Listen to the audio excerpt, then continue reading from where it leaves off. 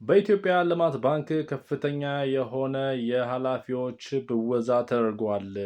በዚህም እንግዲህ በጣም ሲጠበቅ የነበረ ቢሆንም የዶክተር እመቤት መነሳት ይፋ ሆኗል።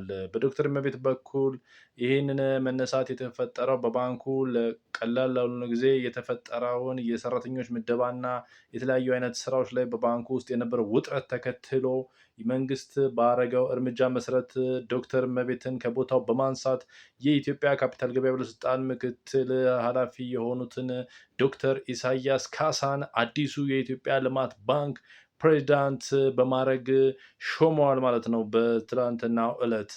እንዲሁም ደግሞ የልማት ባንክን አወቃቀር እንደገና በማደራጀት የቦርድ ሜምበሮቹም ማለትም ባንኩን የሚያስተዳድሩትን ቦርዶችንም በአዲሱ መልክ አዋቅረዋል መንግስት ማለት ነው። በዚህም መሰረት ለባንኩ ከዓመት በላይ በቦርድ ሰብሳቢነት ሲያገለግሉ የነበሩት የቀድሞ የብሔራዊ ባንክ ገዢ እና አሁኑ የልማት ባንክ ቦርድ ኃላፊ የነበሩት አጥናፉ ተወልደ ዶክተር አጥናፉ ተወልደ እሳቸውን ከቦታው በመነሳት እንግዲህ በማን ተተክተዋል? በቀድሞ የካፒታል ገበያ ባለስልጣን ማናጂንግ ዳይሬክተር በአሁኑ የኢትዮጵያ ኢንቨስትመንት ሆልዲንግስ ኃላፊ በዶክተር ብሩክ ታዬ ይሄንን የልማት ባንክ ቦርድ ሰብሳቢነት ተሹሟል ማለት ነው።